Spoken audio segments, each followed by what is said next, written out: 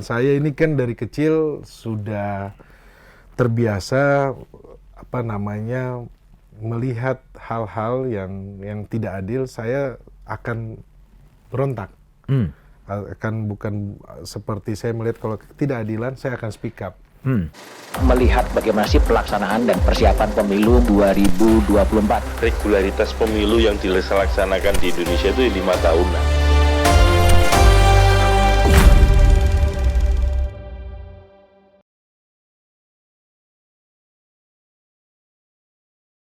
Halo, jumpa lagi di Back to BDM. Kini tampilnya agak berbeda, saya meluncurkan sebuah kanal baru namanya The Candidate. The Candidate adalah obrolan saya dengan sejumlah politisi atau politisi yang sebelumnya hijrah dari profesi lain, pokoknya yang berkaitan dengan pemilu. Ya, kita ikuti bagaimana The Candidate akan mengawal proses menuju Pesta Demokrasi 14 Februari 2024. Tamu perdana saya adalah Roni Talapesi. Roni, gimana kabar? Baik, Mas Budiman, terima kasih. Saya mau nanya dulu, kamu tobat ya jadi lawyer pindah ke politisi itu? Ya, buat saya kan kalau di politik lebih ada tantangan baru ya, Mas Budiman. Ngaku jujur, kamu tobat dari lawyer ke politisi Nah, atau lawyer gimana? tetap. Kamu rangkep nanti? Kan sudah tidak bisa. Cuma kalau lawyer ini kan berangkat saya dari lawyer, kemudian saya akhirnya tertarik dari ke politik. Kenapa, Mas Budiman? Karena kalau di lawyer ini kan skupnya kita menangani satu perkara gitu. Oke.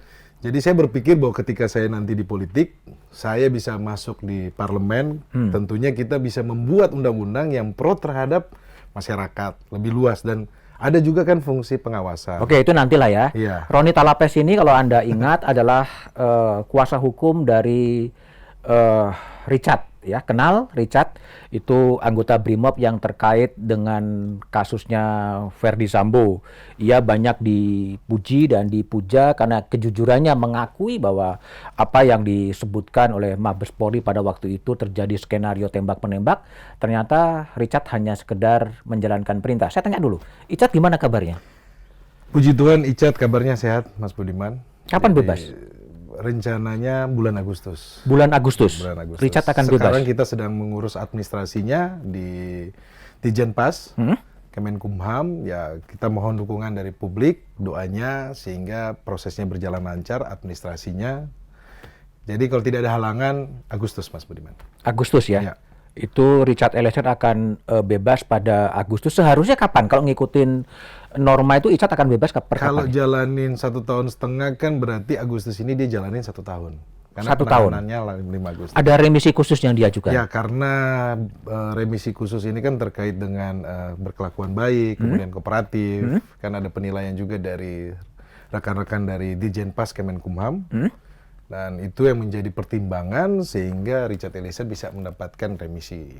Oke. Gitu. Tapi kan dulu sempat muncul kabar ya, LPSK kemudian mencabut status perlindungan terhadap Richard. Terus kemudian sekarang siapa yang melindungi dia? Ya, kalau terkait dengan perlindungan atau hak-hak dia sebagai justice collaborator itu sudah diatur di dalam putusan ya, Mas Budiman. Tetapi sekali lagi kami menghargai rekan-rekan LPSK yang kemarin sudah ikut mendampingi, dan sekarang perlindungan itu sudah dikembalikan kepada institusi Polri. Oke. Pada institusi Polri, dan sekarang Richard Eliezer kan memang kalau kita ketahui ditahan di Rutan Barreskrim, dan semuanya berjalan baik. Hak-hak dia dipenuhi, dan semuanya kami dari pengacara dan keluarga melihat ini proses sudah sesuai. Oke. Roni masih sering ketemu dengan Richard? Masih, Mas Budiman. Saya intens sekali ketemu. Intens Iya. itu apa? Seminggu sekali, seminggu dua kali? Ya, seminggu sekali. Kemudian kemarin juga pun ada interview dari Lembaga Permasyarakatan di Jenpas ya. Itu juga kami ikut dampingi. Bentuk pelindungan dari Roni sebagai apa? Mantan kuasa hukum Richard? Saya bukan mantan sebenarnya, Atau Mas Budiman. tetap Sampai melekat? sekarang masih melekat. Masih melekat, sebenarnya. oke. Apa yang Tetapi dikerjakan kalau sekarang? tugas saya sebagai pengacara yang di persidangan kemarin sudah selesai. Oke. Target kita, tim pengacara, tim semuanya sudah tercapai. Tapi saat ini karena kami melihat bahwa Richard masih perlu didampingi, sehingga saya dan teman-teman masih ikut mendampingi sampai saat ini sebagai pengacara. Karena Mas Budiman, kalau kita ketahui kan keluarganya ini kan di Manado. Keluarga di Manado, oke. Gitu. Kemudian perlu administrasi untuk ke Dijenpas, tentunya perlu dari pengacara yang ikut mendampingi. Terus penjaminnya kami juga dari pengacara yang ikut menjamin. Karena syarat dari Richard Eliezer mendapatkan haknya dia sebagai warga binaan untuk remisi dan lain-lainnya itu harus ada penjamin. Oke. Dan penjaminnya itu pengacara. Pengacara. Iya. Selain jaminan dari sisi hukum, apa lagi yang dilakukan oleh kuasa hukum? Ya, jaminan yang nanti kalau kedepannya Eliezer keluar, ya kita akan menjamin bahwa tempat tinggal, kemudian dia akan melaksanakan namanya wajib lapor, Mas Budiman. Oke. Itu di Dijenpas, itu kita akan dampingi. Terus kemudian ya kami dari pengacara kan juga melihat hal-hal yang menjadi kebutuhan Richard Eliezer selama proses ini, kita juga ikut memperhatikan. Apa itu? Ya seperti kita lihat dia butuh bimbingan rohani, kemudian butuh apa, kan sekarang lagi jalanin kuliah juga, Mas Budiman. Kuliah? Iya, lagi selesain skripsinya, udah mau selesai. Jadi beberapa kali saya datang tuh saya harus bawa apa kertas juga untuk dia. Tapi bukan mencatat. kamu yang ngerjain kan? Enggak, dia kerjaan sendiri. Dan dia banyak baca buku. Banyak baca buku? Banyak baca buku. Saya lihat Oke. Richard lebih ini ya, lebih rajin untuk baca buku karena untuk nulis skripsi kan butuh referensi. Dia kuliah di mana? Dia kuliah hukum. Kuliah hukum Di kampus Pelopor namanya. Kampus Pelopor itu di mana ya? Kampus Pelopor itu ada di Depok. Oh, di Depok. Iya, Mas Kapan akan selesai itu? Richard akan selesai ini kalau nggak salah tahun ini, Mas Budiman. Tahun ini juga Sudah selesai. lama, iya. Jadi katakanlah skenario ini berjalan mulus, pada Agustus dia akan bebas, dan pada tahun ini juga atau akhir tahun dia akan diwisuda sebagai sarjana hukum gitu. Iya, sudah sebagai sarjana hukum dan ada planning juga untuk menikah dengan tunangannya. Tunangan sekarang ada di mana? Tunangannya masih di rumah saya, Mas Budiman. Oh, nginep di rumah Roni? Iya. Oke. Kan orang tuanya juga kan di rumah saya, tapi kan orang tuanya sudah kembali ke Manado. Sudah kembali? Karena sudah sidang kan sudah selesai. Tapi kalau tunangannya sampai sekarang masih di rumah saya. Oke. Loh, kabarnya Roni juga ikut tiap hari tunangannya menjenguk Richard di Baris Krim juga? Datang. Bukan ya ada waktunya untuk dia datang Mas Budiman.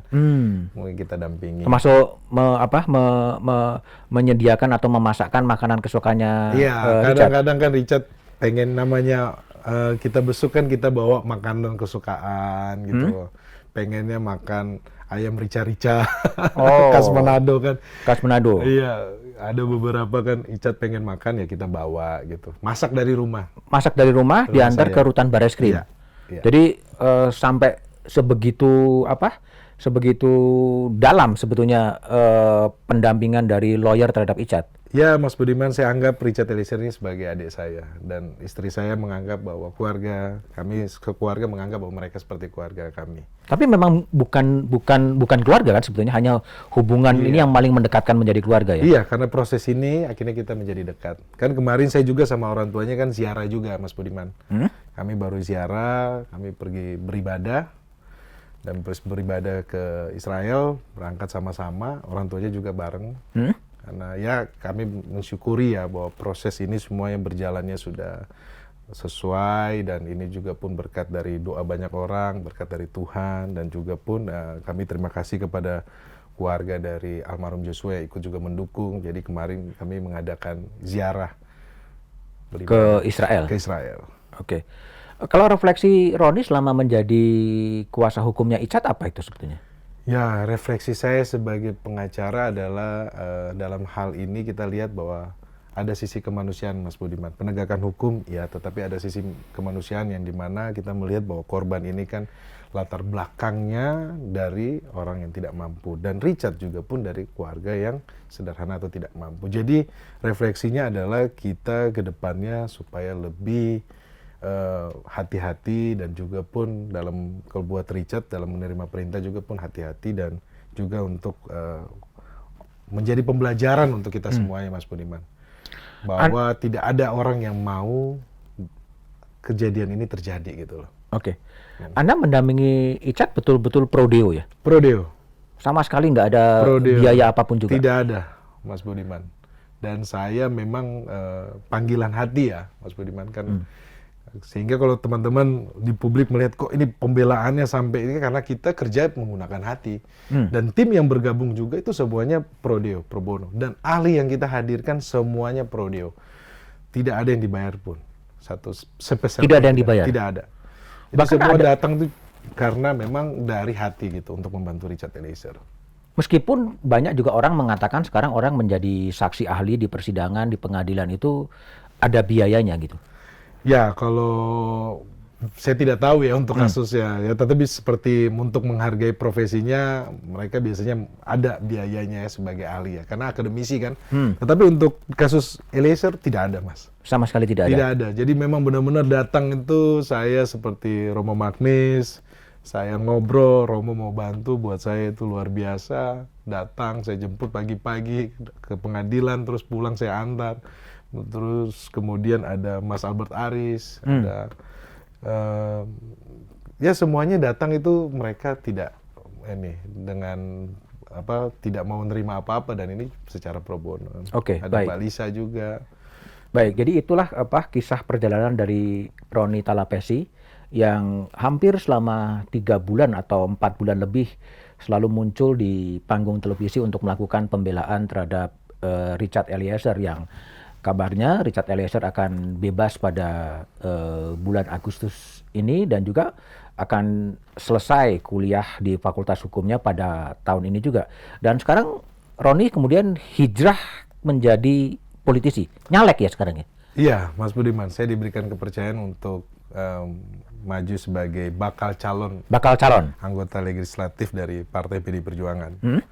Untuk daerah pemilihan DKI. DKI 2. DKI 2 itu mencakup wilayah? Ya, Selatan Pusat Luar Negeri. Ini ya DCS ya. DCS ya? Iya, masih DCS. Tetapi kita tunggu, Mas Budiman. Nanti kan sekitar pertengahan tahun ini kan sudah DCT ya. Jadi kita sudah tahu dapil saya di mana. DCS itu daftar calon sementara dari PDIP, di mana Roni ditempatkan di daerah pemilihan Jakarta 2. Iya, DKI 2. DKI Selatan, 2. Jakarta Selatan, Jakarta Pusat, dan luar negeri. Oke. Itu kenapa Anda milih ditempatkan di Jakarta sebetulnya? Ya, saya berpikir bahwa kan Jakarta ini kan tempat saya kerja ya. Kemudian tempat saya bergaul, tempat saya membangun sosialisasi, membangun pertemanan dengan orang, kemudian komunitas saya di sini. Ya, saya pikir ya Jakarta rumah saya gitu. Jadi lebih mudah untuk saya memperkenalkan diri kepada masyarakat yang ada di Jakarta. Kenapa nggak misalnya milih di Sulawesi Utara, tempat Roni Talapesi juga kemudian lahir dan kemudian besar di sana gitu? Ya, karena saya sudah merantau, Mas Budiman, saya lebih tertantang kalau di tempat perantauan saya. Kalau saya pulang kampung lagi kan, kembali lagi ke kampung kan. Tetapi prinsip saya ada ketika saya sudah merantau, ya saya harus berhasil di tanah perantauan. Dan tempat perantauan saya adalah di Jakarta. Dan pencalekan ini adalah yang pertama ya? Ini pencalekan ini sebelumnya 2019 sudah pernah. 2019 sudah pernah? Ya. Untuk DPR Pusat? DPR RI. Dari PDI Perjuangan? Dari PDI Perjuangan. Di Banten 2. Banten 2? Ya, Kabupaten Serang, Kota Serang, sama Kota Cilegon. Oke, dan itu gagal? Saya peringkat ketiga. Peringkat ketiga? Iya. Oke. Dan nggak kapok ya untuk mencoba lagi gitu? Nggak kapok, Mas Budiman. Iya, namanya saya masih muda kan, kenapa tidak gitu kita mencoba kan? Tentunya kan harus berjuang kan, namanya ada yang mau kita kejar, kita impikan, kita harus semangat untuk berjuang. Tapi apa sih, mengapa memilih kemudian hijrah ya dari seorang lawyer yang mungkin kehidupannya lebih menjanjikan dan kemudian memilih menjadi politisi, menjadi caleg yang image publiknya sebenarnya nggak bagus itu? Iya, Mas Budiman, saya ini kan dari kecil sudah terbiasa melihat hal-hal yang tidak adil, saya akan berontak. Akan bukan seperti saya melihat kalau ketidakadilan, saya akan speak up. Nah, dari dasar itu sehingga saya menjadi pengacara. Oke. Ketika saya menjadi pengacara, saya melihat bahwa, saya membantu orang kasus by kasus gitu. Kasus by kasus, oke. Satu-satu, saya advokasi satu, butuh waktu sekitar 6 bulan. Sampai 1 tahun. Satu kasus 6 bulan. Jadi ada keterbatasan dalam diri saya. Saya berpikir kalau saya ada di parlemen, tentunya fungsi saya sebagai anggota dewan, punya fungsi untuk mengawasi, untuk meminta kepada aparat penegak hukum apabila ada ketidakadilan.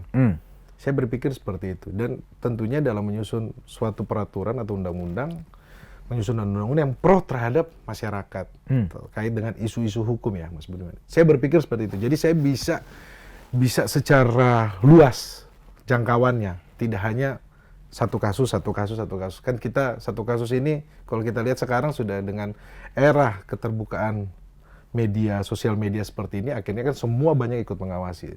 Dan itu perlu peran dari orang-orang yang mau gitu, mau ikut mengawasi dan ikut membantu gitu. Dan saya pikir bahwa di partai politik dan ketika mendapatkan kekuasaan itulah jalannya untuk bisa membantu orang lebih banyak lagi.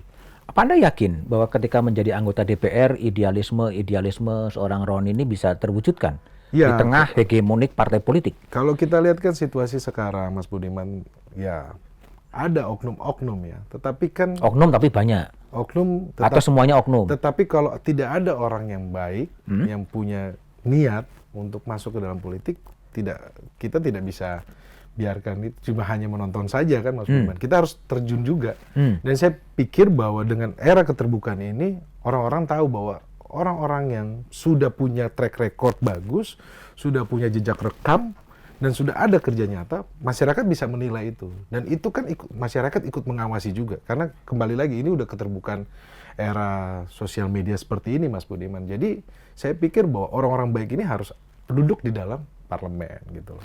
Iya, tapi masalahnya gini, adalah kalau kita lihat berbagai survei ya, termasuk surveinya Litbang Kompas, surveinya dari lembaga survei, DPR ini kan sebuah lembaga negara yang tingkat image-nya sangat buruk dibandingkan dengan lembaga-lembaga negara yang lain gitu loh. Dan Anda yang sangat dikonstruksikan idealis mau nyemplung dan masuk ke DPR, itu gimana? Iya, Anda? Mas Budiman, bahwa itulah tantangan ya, Mas Budiman. Jadi ketika nanti di DPR dan publik juga ikut mengawasi, masyarakat yang mendukung saya juga bisa berkomunikasi saya dengan langsung. Dan ini kan kita lihat bahwa kita perlu dukung orang-orang yang punya idealisme untuk duduk juga di dalam DPR, Mas. Kita tidak bisa hanya membiarkan ini. Sekali lagi ya, bahwa kita perlu dukungan juga. Saya rasa bahwa tidak semuanya juga anggota DPR seperti itu. Banyak juga anggota DPR yang punya idealisme yang sama juga. Punya idealisme tapi diam aja masalahnya. Ya, kembali lagi Mas Budiman, itu perlu dukungan kan? Hah? Perlu dukungan. Dan kita rasa bahwa ke depannya sebagai generasi milenial ya, generasi yang muda ini, semoga kita bisa membawa setidaknya hal-hal baru dan adanya perubahan juga gitu. Apa sih yang Anda mau bawa sebagai anggota DPR kalaulah nanti kemudian terpilih sebagai generasi milenials ya? Iya. Di usia 38 tahun akan menjadi caleg. Apa yang Anda tawarkan untuk menyegarkan atau memodernisasi DPR yang dari dulu sampai sekarang ya gitu-gitu aja sebetulnya? Iya, Mas Budiman, tentunya kan dalam hal ini membuat undang-undang yang lebih pro terhadap masyarakat kecil. Dan nanti kita lihat apa yang menjadi kebutuhan dari masyarakat. Kalau kita lihat sekarang kan sudah ada KUHP nasional yang baru kan. Kemudian kita lihat juga ada beberapa undang-undang yang belum selesai juga di ini. Tetapi kalau dari saya lebih melihat bagaimana perubahan ini kita membawa perubahan lewat kebijakan membuat undang-undang. Pertama itu. Kedua, pengawasan, Mas Budiman. Pengawasan. Tentunya kan aparat penegak hukum ini kan polisian, kejaksaan adalah mitra. Tentunya kalau ada hal yang kita lihat bahwa ini tidak sesuai, tentunya sebagai mitra kita lebih cepat untuk respon, untuk meminta kepada aparat penegak hukum untuk lebih pro atau lebih bekerja secara profesional. Nah, hal-hal seperti itu, Mas Budiman, mungkin saya tidak bisa bicara banyak, tetapi hal-hal itu yang akan saya mulai dulu. Bahwa itu asumsinya kalau Roni kemudian ditempatkan di Komisi 3. ya, kalau ditempatkan di Komisi 3 sesuai dengan bidang saya, Mas Budiman. Artinya harapannya bahwa Anda juga akan ditempatkan di Komisi 3. Harapan saya tentunya sesuai bidang saya ada di Komisi 3, Mas Budiman. Oke, tapi juga, kalau di bidang yang lain ya nanti kita lihat. Tapi banyak juga yang mengkritik ya, advokat-advokat yang berada di Komisi 3 gitu. Kalau saya mengutip Menko Polhukam Pak Mahfud, itu banyak menjadi maklar kasus gitu. Yang diperjuangkan adalah kasus-kasus yang yang ditangani oleh law firm-nya. Gimana Anda respon itu? Ya, saya tidak tahu secara detail ya yang dimaksudkan oleh Pak Menko Polhukam ya. Tetapi saya melihat bahwa harus ada hal yang baru gitu loh dari anggota legislatif. Tentunya kan ini menjadi harapan ya. Tentunya jadi harapan sehingga apa yang disampaikan oleh Pak Menko Polhukam itu tidak terjadi lagi gitu loh. Dan saya pikir bahwa di tahun 2024 ini adalah regenerasi. Bahwa yang Regenerasi. muda ini sudah mulai berani untuk tampil. Kalau Oke. dulu kan kita anak muda kan tidak berpikir seberani ini. Dan saya sudah lewati kemarin dengan adanya kasus Richard Eliezer bahwa wah kita bisa gitu loh. Kita yang anak muda juga pun ternyata juga pun bisa. Jadi kita punya keberanian dan ini tantangan berikutnya Mas Budiman. Nah, Anda kan sekarang memilih, kalau dulu kan sebagai advokat kan Anda berjuang di luar sistem ya, sistem dalam arti sistem politik ya. Iya. Artinya berjuang melakukan advokasi kasus per kasus gitu.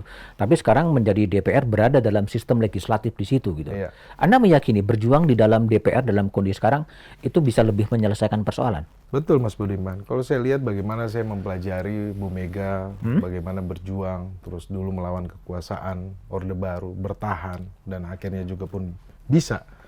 Dan saya juga belajar dari Mas Prananda dengan ketekunannya, kesabarannya dia, keuletan dia di dalam partai politik. Jadi itu menjadi mentor-mentor saya, Mas Budiman. Jadi tidak semuanya politik itu dianggap bahwa politik itu tidak baik. Oke. Ada beberapa figur yang kebetulan saya pelajari, saya bertemu langsung, dan itu menjadi tolak ukur saya dalam berpolitik. Dan ketika di politik ini, Mas Budiman, kita meraih kekuasaan, tentunya kekuasaan ini kita pakai untuk membela rakyat gitu loh. Terutama masyarakat yang tidak mampu, masyarakat kecil, yang pro terhadap masyarakat kecil. Sesuai dengan slogannya PD Perjuangan, juga pun kita pro terhadap wong cilik. Nah ini yang akan saya perjuangkan nanti, Mas Budiman. Iya, jadi apa namanya yang kadang juga sering mungkin dalam bahasa saya mungkin mengecewakan ya.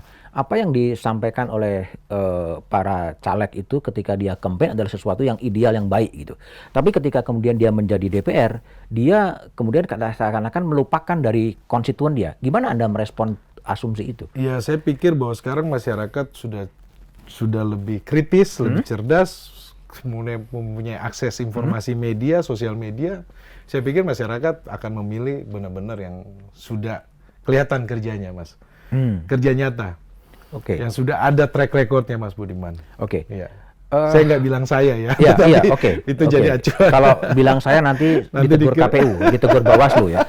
Oke. Tapi gini, Iya. apa yang mau Anda janjikan sebagai calon legislatif dengan konstituen di DKI 2? Ya sekarang saya sudah, ya sebelumnya kan Ketika memang- Anda terpilih nanti, ketika Iya. Anda sudah terpilih, apa yang biasanya terjadi diskoneksi itu antara Anda sebagai anggota DPR dan rakyat yang memilih Anda? sebelum terpilih Mas Budiman, saya sekarang kan memang juga di dalam kepengurusan saya di bawah saya ada Badan Bantuan Hukum dan Advokasi Rakyat BBAR.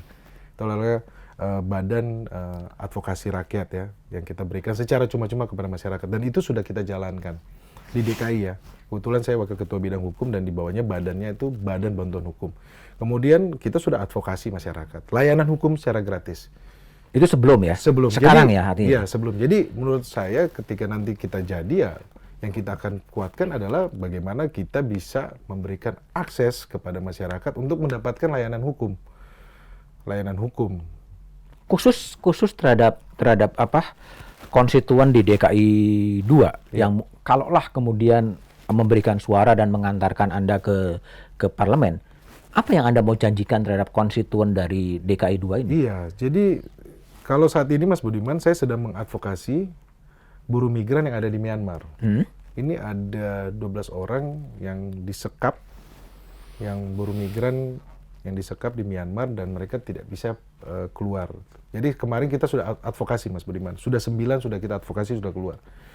Masih ada 3 lagi. Nah ini saya sedang bangun komunikasi juga dengan pihak-pihak terkait, dengan Satgas TTPO, saya sudah komunikasi, dan ini sebenarnya sudah menjadi langkah kerja nyata, langkah konkret yang saya lakukan Mas Budiman. Oke. Mengadvokasi buruh migran, karena kita lihat bahwa isu buruh migran ini adalah isu yang menjadi perhatian kita semuanya ya. Karena DKI 2 ini termasuk daerah pemilihan di luar negeri. Tetapi ini tidak dalam rangka juga karena saya mau caleg, enggak. Karena kemarin ini keluarga korban dari Medan itu berusaha mengkontak saya lewat sosial media. Kemudian dapat nomor saya Mas Budiman, kemudian akhirnya saya berkomunikasi, saya tanyakan ada apa yang terjadi. Jadi anak-anaknya ini mereka direkrut, kemudian mereka diberangkatkan ke Myanmar, ternyata pekerjaannya mereka itu scammer. Jadi scammer, kemudian ternyata mereka itu sebagai TKI yang ilegal. Dan mereka tidak tahu keberadaan mereka di mana. Ternyata itu di perbatasan daerah Thailand dan Myanmar, daerah konflik perang. Nah, mereka minta komunikasi sama saya, akhirnya saya dengan Komnas HAM dan juga dari Kemenlu, kami berkomunikasi. Alhamdulillah puji Tuhan, 9 orang sudah kemarin bisa diadvokasi. Oke. Bisa keluar dan masih ada 3 orang lagi.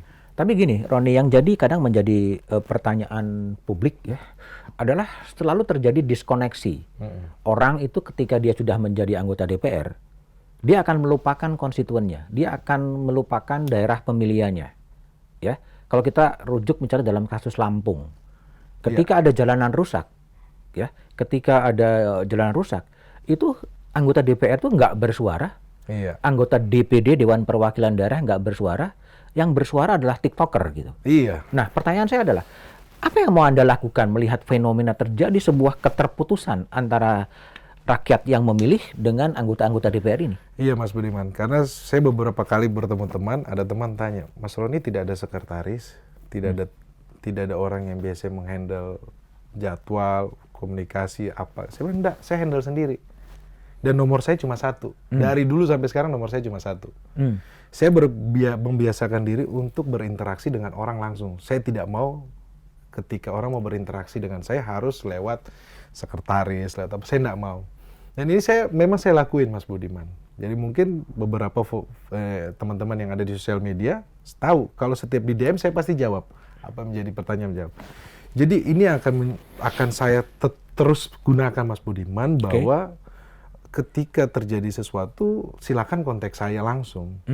Gitu loh. Dan saya akan respon gitu. Saya tidak mau dengan nanti komunikasi dengan nanti lewat staff atau apa, saya tidak mau komunikasi dengan saya langsung. Dan kedepannya tentunya supaya tetap menjaga kita tetap berkomunikasi, ya bukan call center lagi Mas Budiman, tapi handphone saya sendiri langsung. Ya kalau ada apa-apa langsung komunikasi sama saya dan saya pasti respon. Itu artinya Anda membuka sosok Roni Talapesi dengan handphonenya always connecting dengan para pemilih di DKI 2. Iya, dengan people ya. Dengan people itu. Iya. Dan dalam pekerjaan saya juga sama Mas, seperti ini. Jadi saya terbiasa untuk berkomunikasi langsung Mas Budiman. Ada beberapa kan klien atau teman nanya untuk nanya jadwal saya apakah perlu, saya bilang nggak usah, langsung ke saya aja karena saya terbiasa untuk berkomunikasi, saya catat jadwal saya sendiri, saya yang follow up sendiri. Tapi gini, kalau kembali lagi saya ambil contoh kasus Lampung ya. Kenapa itu tidak tertangkap oleh anggota-anggota DPR dari daerah pemilihan Lampung? Jalanan rusak dan lain sebagainya, kemudian TikToker sampai Presiden Jokowi kemudian datang. Ya, Mas Budiman kembali kepada personal masing-masing ya. Tetapi saya tidak bisa menjudge ya bahwa apa ini ya. Tetapi kalau saya bahwa kita perlu melatih kepekaan dan saya sampai saat ini Mas Budiman, compassion. Sampai saat ini saya masih terus melatih kepekaan saya Mas Budiman dalam hal membantu masyarakat.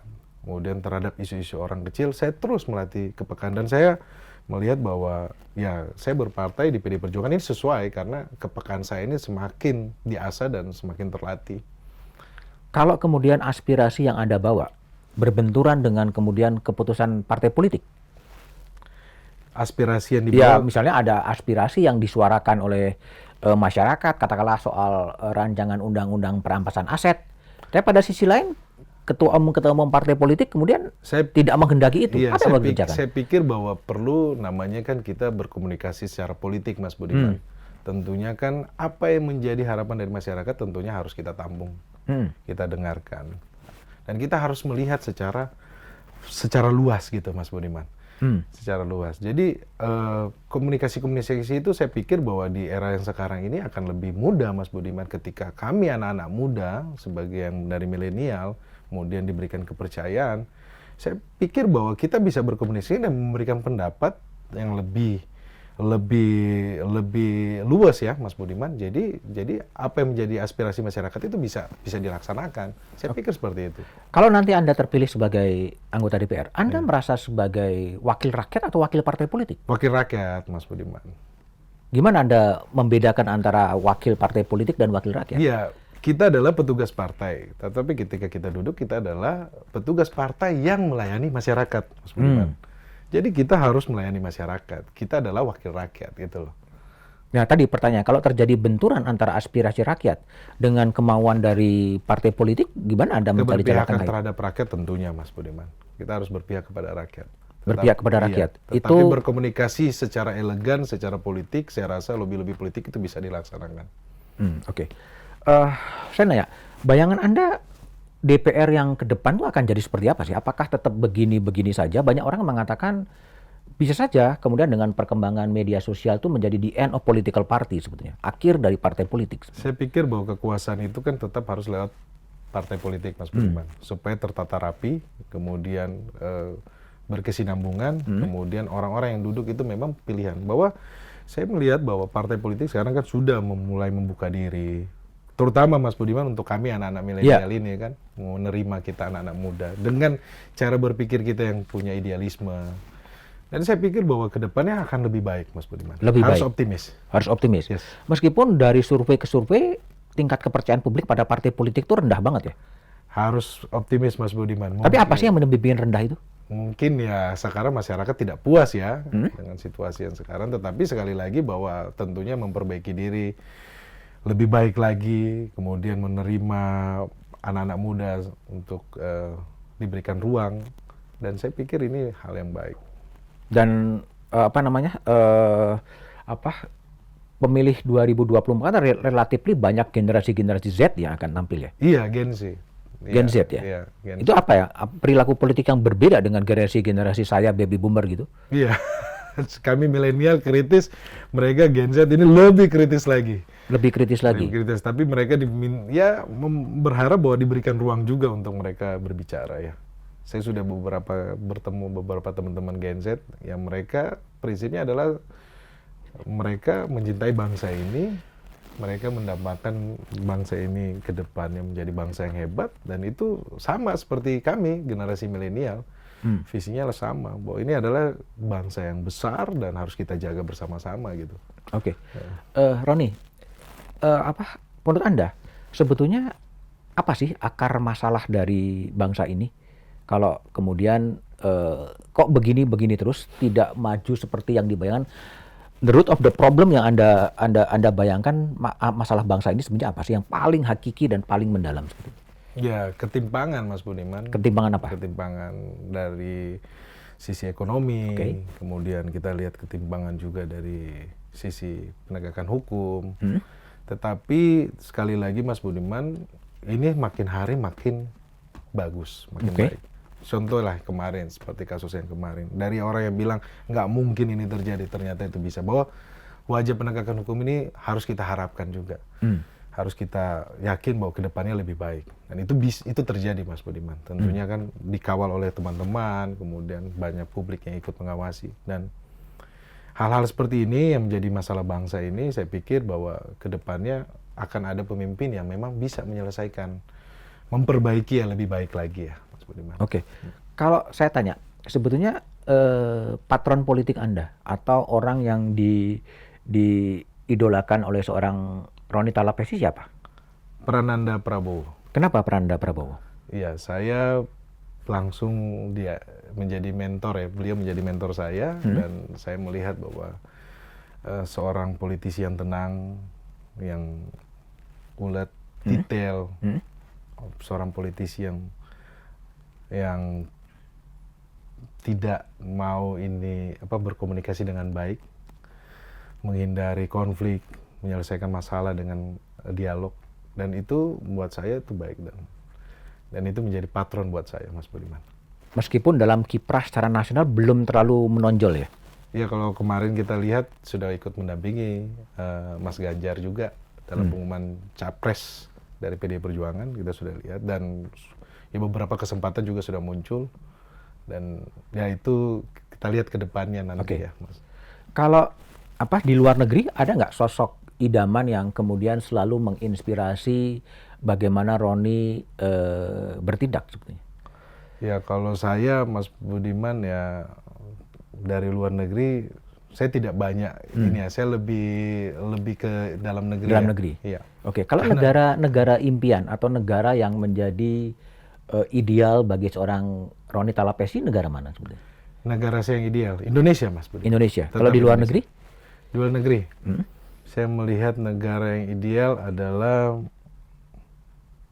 negara yang maju dan pro terhadap masyarakat ya, tentunya negara-negara ya kalau kita lihat Eropa lah, Oke. Mas Budiman. Oke. Jerman. Oke, kalau saya ingin tahu imajinasi seorang milenial ya berusia 38 tahun ketika Indonesia berusia 100 tahun di 17 Agustus 2045. Bisa nggak kamu membayangkan Indonesia 2045 tuh harusnya menjadi seperti ini? Impianmu soal Indonesia 100 tahun seperti apa sebetulnya? Iya. 100 tahun ke depan sejak sekarang ya. Tinggal 22 tahun lagi. 22 tahun ya, menjadi negara yang besar, negara yang disegani, teknologinya terbaik di Asia, dan disegani Mas Budiman, Menjadi negara yang disegani. menjadi negara yang disegani. Anda yakin itu bisa tercapai? Saya yakin, Persyaratannya seperti apa? ya harus diisi dengan orang-orang baik Mas Budiman, pemimpin-pemimpinnya. Termasuk juga untuk menjawab masalah bangsa ini soal ketimpangan sosial. Betul. Dan itu yang menjadi salah satu jalan atau yang mendorong Roni Talapesi lebih ingin menjadi anggota DPR. Betul Mas Budiman. Kemudian komitmen, kembali lagi pertanyaannya, yang sering menjadi problem bagi parlemen sekarang, terjadinya diskoneksi antara kemudian rakyat yang memilih dan orang yang kemudian mewakili gitu loh. Iya. Apa yang Anda lakukan? Apa yang Anda janjikan kepada publik, kepada pemilih Anda agar betul-betul aspirasi, keinginan publik dan terjadi public consultation yang sangat dekat dan sangat jelas antara Roni Talapesi dengan konstituen Anda di DKI 2? Iya, akan ada satu wadah yang saya akan intens untuk bertemu dengan konstituen saya, kemudian aktif berkomunikasi Mas Budiman, dan tidak perlu khawatir bahwa saya tetap dengan komitmen saya Mas Budiman. Wadah itu Bahwa seperti apa? Wadah seperti rumah aspirasi, kemudian saya akan aktif kunjungan juga. Kalau seandainya saya terpilih, saya akan aktif berkomunikasi dengan konstituen saya, mendengar langsung apa yang menjadi kebutuhan, dan itu akan saya perjuangkan di DPR. Soal politik uang, respon Anda gimana? Tidak perlu. Tidak perlu. Iya, Dan Anda yakin bahwa dengan rekam jejak, dengan kepercayaan dari pemilih, ya kalau mendapatkan amanah ya kemudian harus dilaksanakan tanpa melibatkan politik uang. betul. Itu yang akan Anda janjikan. Iya, betul. Kalau kita politik uang, kita mundur terus. Dan itu juga menjadi salah satu akar permasalahan bangsa. Betul. Oke, Roni, thank you. Terima kasih. Terima kasih.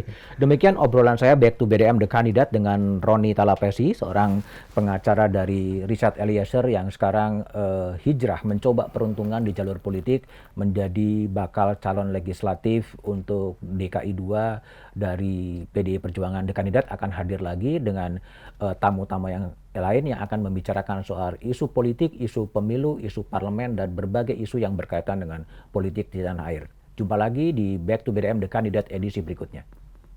Melihat bagaimana sih pelaksanaan dan persiapan pemilu 2024. Regularitas pemilu yang dilaksanakan di Indonesia itu 5 tahunan.